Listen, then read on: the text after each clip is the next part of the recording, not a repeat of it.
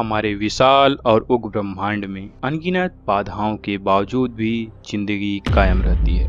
लेकिन जरा सोचिए, ब्रह्मांड किसी भी पल अपने गुप्त हथियारों को चला सकता है और गहरे अंतरिक्ष से आने वाली डेथ रे से पृथ्वी पर तमाम जीवन का अंत भी कर सकता है। 1960 के दशक तक किसी को भी इस डेथ रे के बारे में नहीं पता था। हेलो दोस्तों, मेरा नाम है आदर्श और आप देख रहे हैं साइंस टेक। आज की इस वीडियो में हम गामा रे बर्स्ट के बारे में जानेंगे और इसकी क्षमता और संभावना पर भी अध्ययन करेंगे।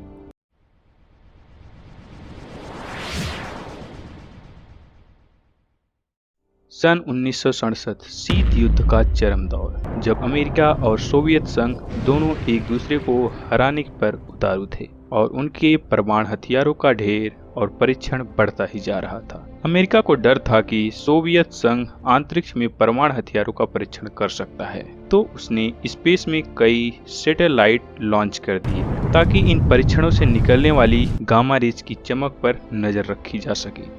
2 जुलाई 1968 उपग्रहों ने एक गामा रे की चमक का पता लगाया। यह इलेक्ट्रोमैग्नेटिक वेव का सबसे विध्वंसक रूप था। इससे अमेरिका को लगा कि रूस विशाल हाइड्रोजन बमों की परीक्षण कर रहा है, पर ये बम नहीं थे, ये उससे कहीं ज्यादा जानलेवा चीज थी। पर कुछ देर बाद उन्हें पता चला कि ये चमक तो हमारी मिल्की वे गैलेक्सी से बाहर से आ रही है। पहले पहले जब लोगों को पता चला तो उन्हें लगा ये चमक शायद बहुत ही नजदीक होगी, क्योंकि यह आसमान में नजर आने वाली सबसे चमकदार चीज है। पर आज हमें पता है कि गामा रे बर्स्ट न केवल दूर है, बल्कि हमारे मिल्की वे गैलेक्सी में भी नहीं है, वो तो ब्रह्मांड के बाहरी किनारे के पास है और ये हमारी नजरों में आने वाली सबसे दूर की चीजों में से एक है।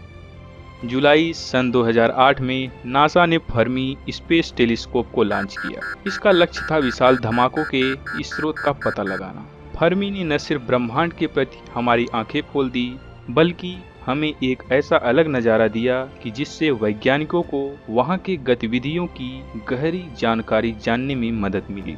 अगर आपकी आंखें गामा रे को देख सकें तो आसमान के बीच वाले हिस्से में गैलेक्सी बहुत ज़्यादा चमकदार दिखेगी और आपको तब दिखेंगे बहुत ही सघन एक्टिव स्टार्स और बेहद ही बड़े ब्लैक होल्स, और ये ब्लैक होल्स ही गामा रे बर्स्ट का खुलासा कर सकते हैं।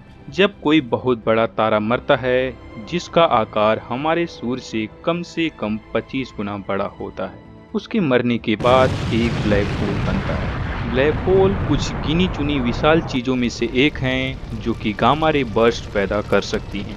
Gamma ray burst black hole के शुरू होने की प्रक्रिया में से एक है। जब कोई विशाल तारा फटकर कोई सुपरनोवा बनता है तो उसके कोर के खत्म होने के बाद एक ब्लैक होल बन जाता है और इसके मटेरियल के बिखराव से एक विशालकाय डिस्क बनती है जो कि बहुत ही ज़्यादा गर्म हो जाती है, और इसके ब्लैक होल में गिरते समय जबरदस्त मैग्नेटिक फील्ड भी बन जाती है। मरे हुए सितारे के अवशेष ब्लैक होल के तरफ बढ़ने लगते हैं और इसकी रफ्तार प्रकाश की रफ्तार जितनी होती है और तापमान लाखों डिग्री सेल्सियस हो जाता है, और जबरदस्त मैग्नेटिक फोर्स के कारण ऐसा कुछ मैटर बाहर की तरफ गिरने लगता है और ये ब्लैक होल के मैग्नेटिक फील्ड के साथ साथ ऊपर नीचे उछलने लगता है। ये मैटर शुरुआती विस्फोट से निकले मलबे से टकराता है और इन तेज रफ्तार वाली टक्करों से ऊर्जा पैदा होती है, और यही विशालकाय ऊर्जा होती है गामा रे बर्स्ट। हम गामा रे बर्स्ट को पूरे ब्रह्मांड में अध्ययन कर सकते हैं क्योंकि ये बहुत ही चमकदार होती हैं। लेकिन अगर आप इन्हें पृथ्वी के करीब ले आएं तो क्या होगा? अगर कोई गामा रे बर्स्ट पृथ्वी से 6000 प्रकाश वर्ष दूरी पर होता है तो ये बहुत ही विनाशकारी होगा। यह बीम इतनी बड़ी होती है कि अगर कोई गामा रे बर्स्ट पृथ्वी के नजदीक आती है तो यह पृथ्वी तक पहुंचते पहुंचते इतनी चौड़ी हो जाएगी कि यह पूरे सोलर सिस्टम को ही नष्ट कर देगी। इस बर्स्ट में इतनी ताकत होती है कि यह 6000 लाइट ईयर दूरी से भी पूरी पृथ्वी पर आग लगा देगी और ये पृथ्वी के वायुमंडल को भी खत्म कर देगी। महासागर उबलने लगेंगे और चट्टानें भी पिघल जाएंगी, और ये सब कुछ होगा केवल पलक झपकते ही। चलिए मान लीजिए अगर कोई गामा रे बर्स्ट पृथ्वी से 6000 लाइट ईयर दूरी से अधिक दूरी पर होता है तो क्या होगा? वास्तव में हमारी पृथ्वी पर इतने नजदीक से गामा रे बर्स्ट हो चुके हैं और ऐसे बर्स्ट की वजह से पृथ्वी पर कई जीवों का विलोपन भी हो चुका है।